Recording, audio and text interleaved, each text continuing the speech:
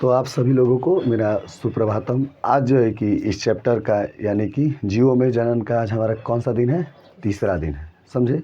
इससे पहले के चैप्टर में आप लोगों ने पहले दिन हमने बताया था, आप लोगों को क्या क्या बताया था, ख्याल करो थोड़ा।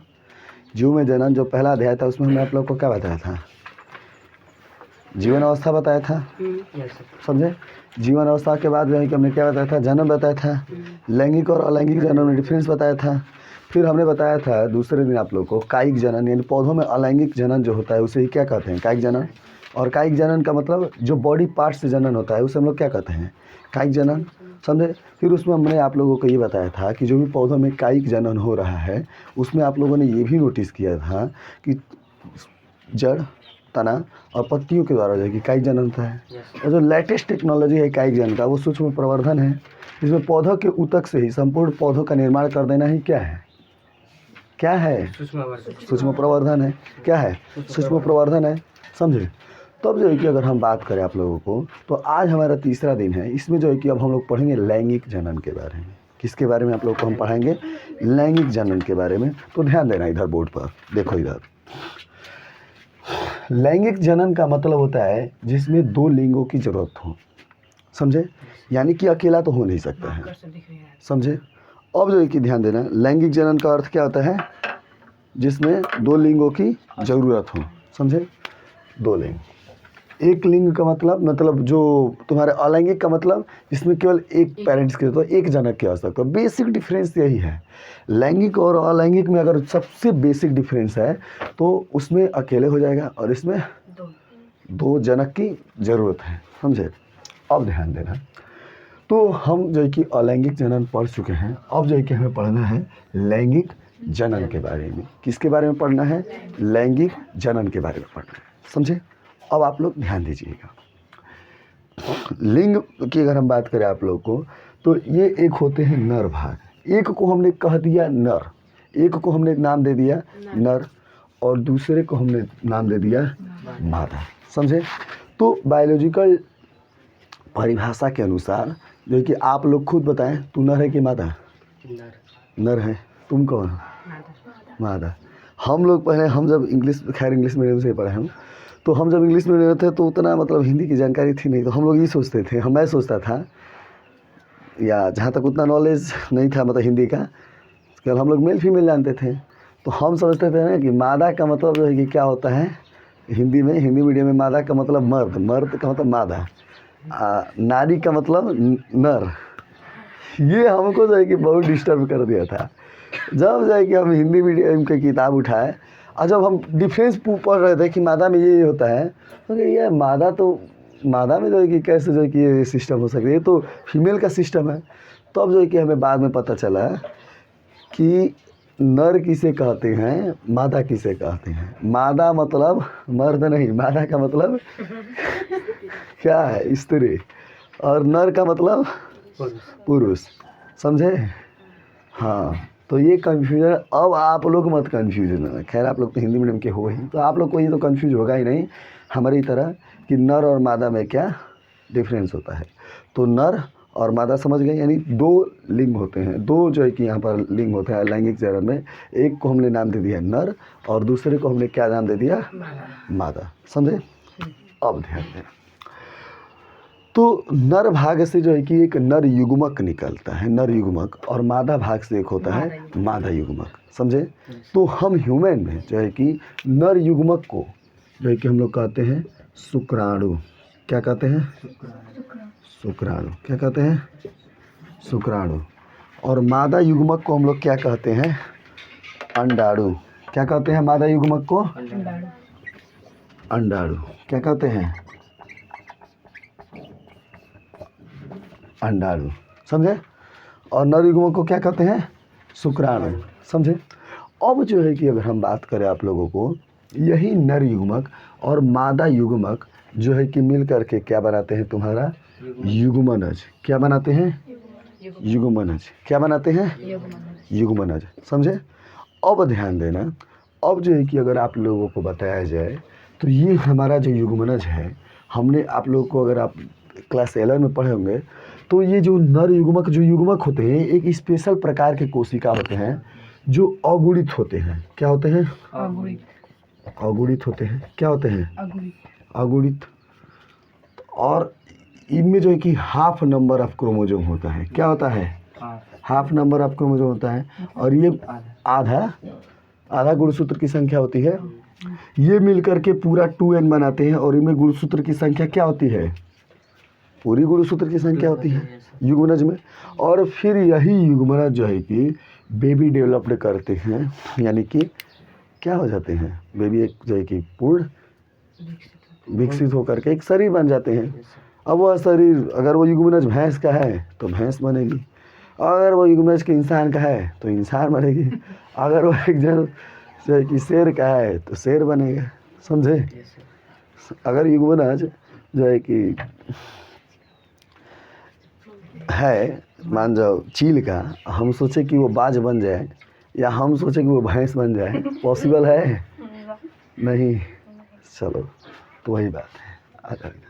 अरे भैंस होने के बाद हमको याद आया कि हमारा एक भाई था, तो वो भाषण देने गया, तो थोड़ा नहीं होता है मतलब चिढ़ाना वैसा लड़के और लड़कों के बीच में, तो लोग कहते हैं ना मेरे भाई हो बहन हो, तो बोला मेरे भाई हो भैंस। सोचा कितना गुजरा होगा उन पर। चलो खैर इधर आओ, ध्यान देना, द्विलिंगी पर आ जाओ, बायसेक्सुअल।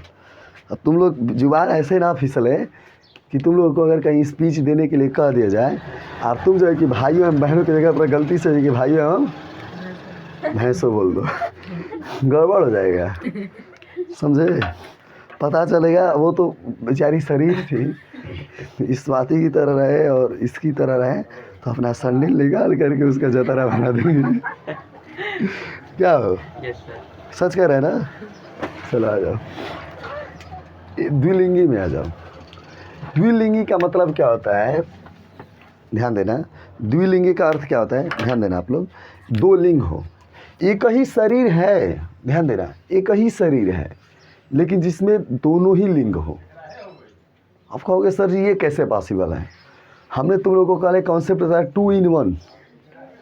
तुम लोग को बताया था कि कोई और बैच था? 2 in 1 बताया था। हाँ 2 in 1 आप ही लोग बताया, हाइब्रिड पढ़ा रहे थे जब जो है कि मतलब दो एक में ही दो होता है ना। तो अब ध्यान देना, जब एक ही प्राणी में नर भाग हो और मादा भाग हो तो उसको हम लोग क्या कहते हैं? द्विलिंगी। एक हाँ द्विलिंगी कहते हैं। क्या कहते हैं? अब जैसे इसका खूबसूरत एग्जाम्पल हो जाता है केचुआ, लीच, स्पंज। समझे? ध्यान देना, केचुआ, लीच और स्पंज। अब तुम लोग कहोगे सर जी कैसे? तो अब यहाँ पर जो है कि आप लोगों को हम बता दें क्या होता है केचुआ वगैरह में या लीच वगैरह में क्या होता है। ध्यान देना, तो जो हमारा केचुआ होता है, ध्यान देना, और लीच होता है और स्पंज होता है। अब ये केचुआ हो गया ना, मतलब ऐसे उसकी बॉडी होती है, समझो ऐसे ही होती है ना, रिंग टाइप का स्ट्रक्चर होता है, मुलायम ऐसे ऐसे। तो मान जाओ यहाँ पर उसका नर भाग है, तो यहाँ पर क्या होगा? मादा भाग। अब तुम लोग कहोगे सर जी तो ये तो अकेले चाहे तो अकेले जनन कर सकते हैं, इस तरह से मुड़ जाएंगे और जो है कि क्या कर लेंगे? जनन कर लेंगे। लेकिन नहीं, इनमें नर भाग और मादा भाग तो होते हैं, लेकिन अगर इन्हें भी अगर जनन करना होगा तो एक केचुआ है, समझे, और फिर एक और केचुआ आएगा, तो इसके नर भाग को संपर्क करेगा इसका मादा भाग, और इसके मादा भाग को कौन संपर्क करेगा? इसका नर भाग, उल्टा। और दोनों जो है कि क्या करेंगे? इस तरह से जनन कर लेंगे। तो केचुआ में केचुआ किचुली नहीं होते हैं, समझे? वो केचुआ जो है कि मतलब द्विलिंगी है। केचुआ जो है कि क्या है? द्विलिंगी है। और द्विलिंगी का मतलब समझ रहे हो ना कि एक ही लिंग जो है कि क्या है? अरे दोनों ही लिंग क्या है? एक ही प्राणी में है, समझे? एक लिंगी का अर्थ क्या होता है? जब नर व मादा भाग अलग अलग प्राणियों में हो। नर भाग एक अलग प्राणी में है और मादा भाग एक अलग प्राणी में है, तो उससे हम लोग क्या कहते हैं? एक लिंगी कहते हैं। यानी जिसमें केवल एक लिंग पाया जाता है उसको हम लोग क्या कहते हैं?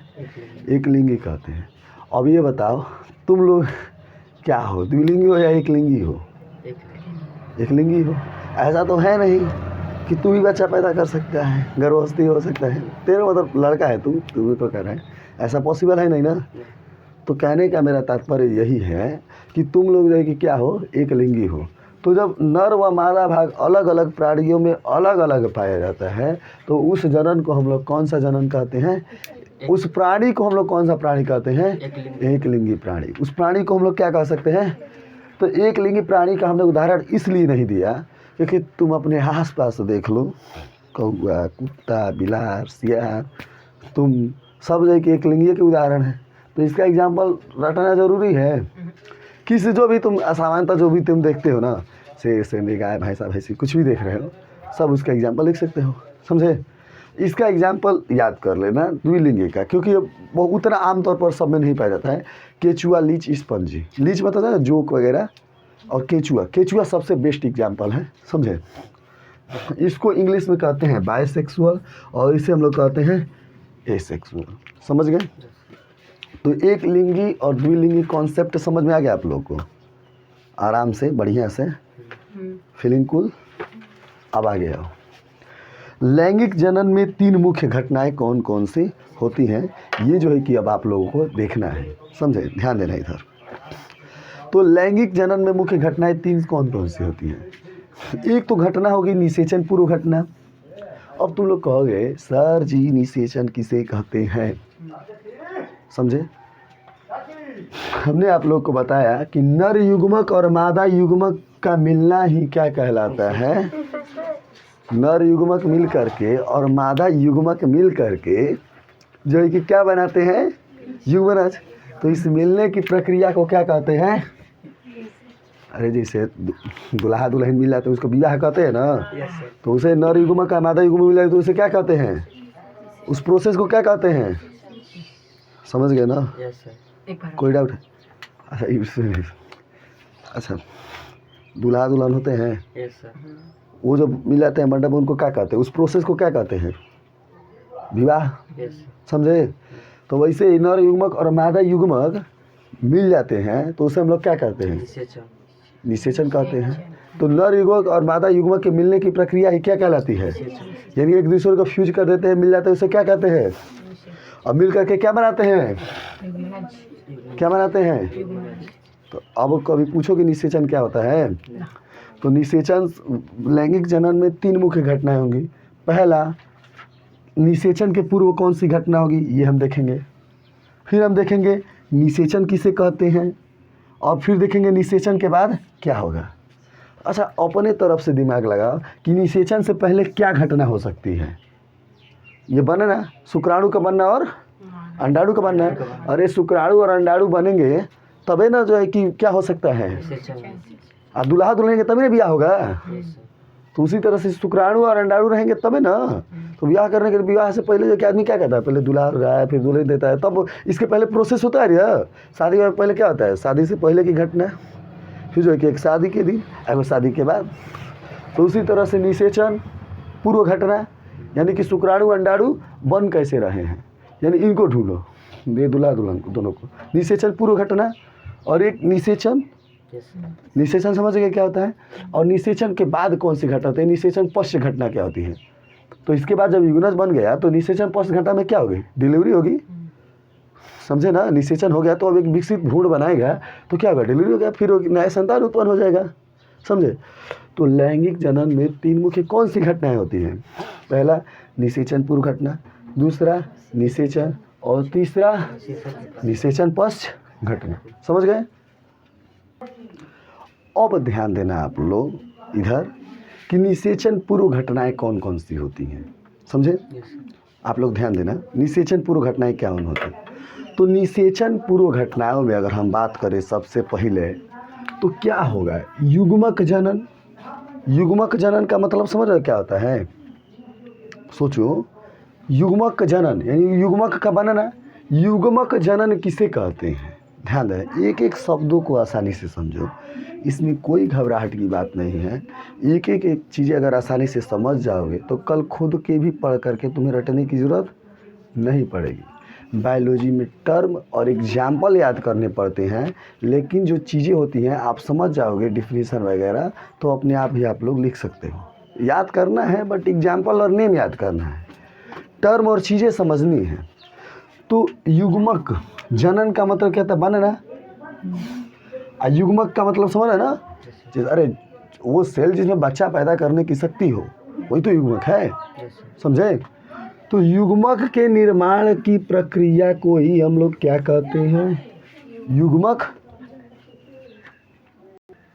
तो उसे हम लोग क्या कहते हैं, युग्मक जनन कहते हैं। यानी कि युग्मक के निर्माण की प्रक्रिया को ही हम लोग क्या कहते हैं, युग्मक जनन कहते हैं। तो यहाँ से कोई आप लोग को डाउट है?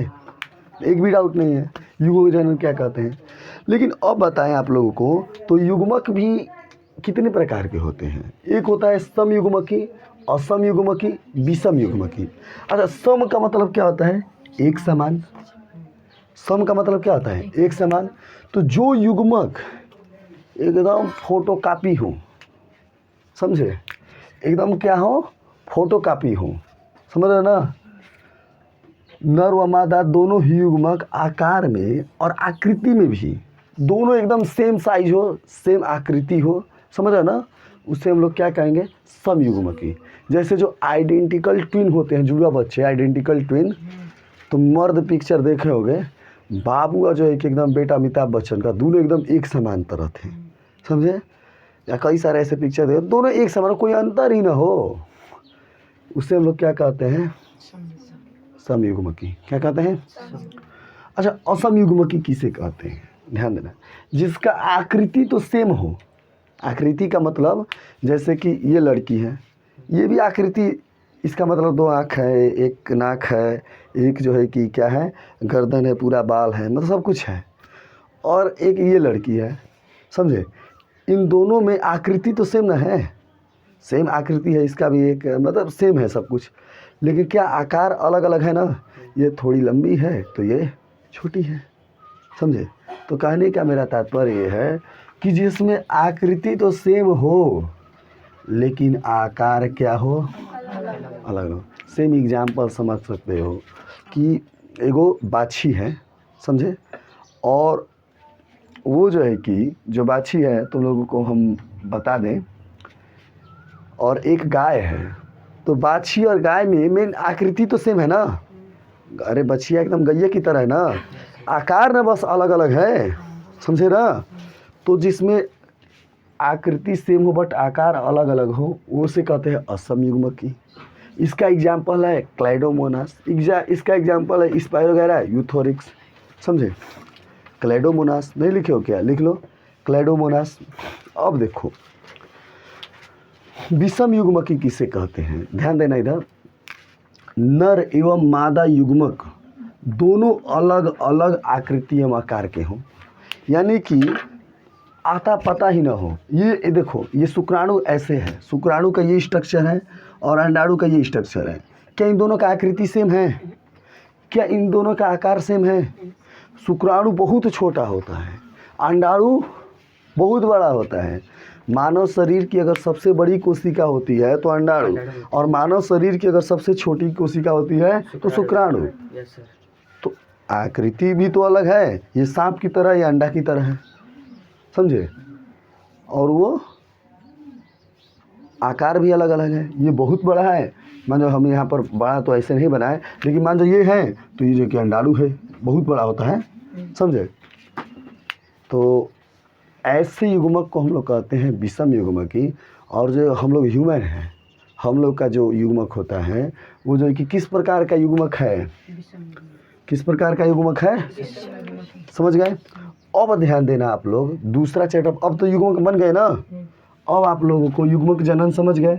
अब निषेचन के पूर्व एक और घटना होती है जिसे हम लोग कहते हैं युग्मक स्थानांतरण। क्या कहते हैं, युग्मक स्थानांतरण। तो युग्मक स्थानांतरण किसे कहते हैं, आप ही लोग बताएं क्या होगा। स्थानांतरण मतलब क्या होता है, ट्रांसफ़र करना, क्या होता है। एक से दूसरे की। तो नर युग्मक मादा युग्मक मिल जाए किसी भी प्रोसेस से, उस प्रक्रिया को ही हम लोग क्या कहते हैं, युग्मक स्थानांतरण, समझे। ये बन तो गया, हमने जो है कि युग्मक दोनों जान लिए कि युग्मक हैं, लेकिन उनको मिलाएंगे ना, तो नर युग्मक का मादा युग्मक से मिलना ही क्या कहलाता है, निषेचन कहलाता है। और वो मिले, वो जो रास्ता है ट्रांसफ़र ऑफ शुक्राणु, जो शुक्राणु का जो ट्रांसफ़र होता है, अभी मिले नहीं है, बस ट्रांसफ़र हुआ है, उसको हम लोग क्या कहते हैं? युग्मक स्थानांतरण। क्या कहते हैं? युग्मक स्थानांतरण। समझे? तो इसे हम क्या कहते हैं?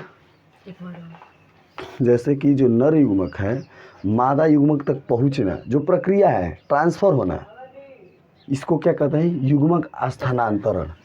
समझ रहे ना? नर युग्मक का मादा युग्मक की तरफ स्थानांतरित होना ही युग्मक स्थानांतरण कहलाता है। समझे ना? अब जब युग्मक स्थानांतरण हो गया, ये शुक्राणु है या अंडाणु है, मतलब विषम युग्मक या कोई भी युग्मक जब दो है अलग अलग, तो क्या अब फ्यूज करेंगे? मिलेंगे ना? अरे जब दूल्हा दुल्हन जयमाला पर पहुंच गए तो फिर मंडप में ब्याह होगा ना? समझ रहे ना? तो अभी तो ये बारात गई तो उसको कहेंगे युग्मक स्थानांतरण। अब विवाह हो गया तो यानी कि युग्मक जनन, युग्मक जब तक आए निषेचन कहेंगे। समझे ना? तो कहने का मेरा तात्पर्य है दोनों मिल गए। समझे? जब शुक्राणु और अंडाणु दोनों जो है कि क्या हो गए? मिल गए तो जो है कि क्या हो गया? निषेचन। तो निषेचन हम लोग किसे कहेंगे? मिटा दें? समझ में आ चुका है? अब ध्यान देना आप लोग कि निषेचन हम लोग किसे कहेंगे। देख लेना एक बार, जो वीडियो देखेंगे वो स्क्रीनशॉट मार लेंगे जब तक रुके हैं। निषेचन क्या होता है? ध्यान देना। तो नर एवं मादा युग्मक का संलयित होना। संलयित मतलब क्या होता है? ये मिलना। समझे? नर एवं मादा युग्मक का संलयित होना ही क्या कहलाता है? निषेचन कहलाता है। क्या कहलाता है? निषेचन कहलाता है। इसमें कोई डाउट है इस लाइन में? पूरा इसके परिणाम स्वरूप ही द्विगुणित युग्मनज का निर्माण होता है। हमने बताया था कि युग्मक क्या होता है? अगुणित होता है यानी वह मिल जाता है तो क्या हो जाता है? 2n। तो अगुणित अगुणित मिलके क्या बना दिए? यन यानी क्या मिलके बना देंगे?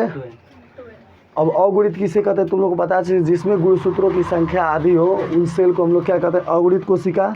और सारे युग्मक जो कोशिका होती है वो क्या होते हैं? अगुणित होते हैं। तो अगुणित कोशिका मिल करके क्या बनाती हैं? द्विगुणित कोशिका बनाती हैं। क्या बनाती हैं? समझे?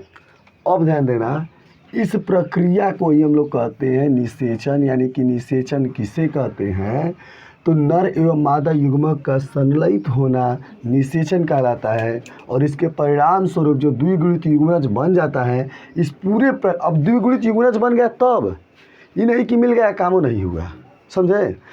तो इसके परिणाम स्वरूप जो द्विगुणित युग्मनज का निर्माण हो गया, उस प्रक्रिया को क्या कहते हैं? निषेचन कहते हैं।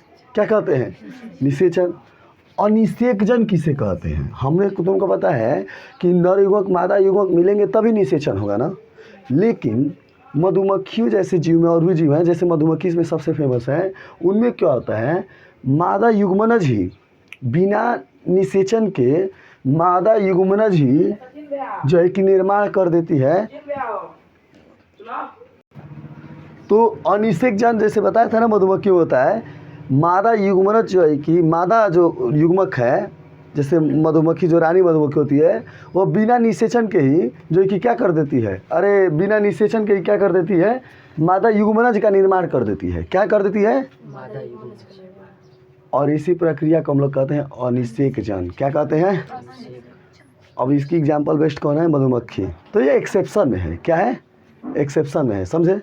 अब तुम लोग सर जी एगो नर होता है, एगो मादा होता है, एगो तीसरो भी होता है। अब ध्यान देना कि नर नहीं होते हैं तो एक्सेप्शन है ना। वो एक विकार होता है, वो एक जो है कि आनुवंशिकी विकार होता है। जब हम आप लोग को पढ़ाएंगे तो पता चलेगा। समझे? अब बाह्य निषेचन क्या होता है?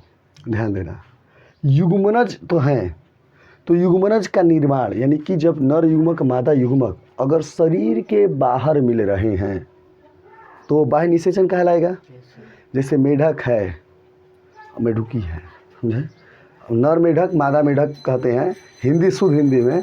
लेकिन हमारे यहाँ जो है कि ना सबका जो है कि पुल्लिंग स्त्रीलिंग बनाने लगते हैं। समझे? तो मान लो मेढक है या जो मछली है, तो जो भी उभयचर प्राणी है, और जो भी मछली हैं, चाहे शैवाल हैं, चाहे मछली हैं या उभयचर प्राणी हैं, जब ये मिलते हैं, मान जाओ कोई मेढक है और ये मेढक है, जब वो जो है कि मिलते हैं तब उनका जो युग्मनज होता है वो शरीर के अंदर नहीं मिलता है, वो शरीर के बाहर मिलता है। यानी कि नर युग्मक और मादा युग्मक दोनों रिलीज हो जाते हैं, दोनों छूट जाते हैं और पनिये में माने शरीर के बाहर जो है कि निषेचन हो जाता है और शरीर के बाहर ही क्या होता है, भ्रूण उनका विकसित होता है। समझे? तो ऐसे को हम लोग कहेंगे बाह्य निषेचन। तो जितने भी शैवाल हैं, मछली हैं, जितने भी उभयचर प्राणी हैं, वह कौन सा निषेचन करते हैं? तो जिसका निषेचन, युग्मनज का निर्माण जिसका शरीर के बाहर, उसे कहेंगे बाह्य निषेचन। आंतरिक निषेचन देखो, युग्मक का निर्माण, अगर युग्मनज का निर्माण अगर शरीर के अंदर हो तो उसे जो है कि हम लोग क्या कहेंगे, आंतरिक निषेचन। अब ये बात अगर समझ गए होगे तो बता दोगे, तुम बाह्य निषेचन करते हो या आंतरिक निषेचन करते हो? आंतरिक निषेचन करते हो, क्योंकि युग्मनज का निर्माण क्या होता है, शरीर के अंदर होता है। समझे? अब ध्यान दें, तो बाह्य निषेचन, आंतरिक निषेचन समझ आ गया। तो जितने भी स्थलीय जीव हैं जो ज़मीन पर रहते हैं, जितने भी जीव जो तुम ज़मीन पर देख सकते हो, वह सब कौन सा निषेचन करते हैं? कौन सा निषेचन करते हैं? अब ध्यान देना। और जितने भी स्तनधारी हैं, अब निषेचन पश्चात, निषेचन तो हो गया ना, निषेचन के बाद घटनाएं क्या होती हैं? तो ये जो युग्मनज बन गया युग्मक के मिलने से, यही जब समसूत्री विभाजन कर देती है और यही जब विकसित हो जाती है, विभाजन करके एक युग्मनज कोशिका बनी, वही विभाजन करने लगती है और वही विकसित हो जाती है, तो वह किसका निर्माण करती है? भ्रूण का निर्माण करती है। तो युग्मनज विकसित होकर के भ्रूण की निर्माण करे, इसी प्रक्रिया को हम लोग कहते हैं भ्रूण उद्भव, यानी कि हम लोग क्या कहते हैं, एम्ब्रायोजेनेसिस कहते हैं। क्या कहते हैं? क्या कहते हैं? एम्ब्रायोजेनेसिस। कोई डाउट? अब देखो, एक मिनट ये भी समझ जाओ, एक मिनट ये समझ जाओ। एम्ब्रायोजेनेसिस कहते हैं, भ्रूण उद्भव कहते हैं।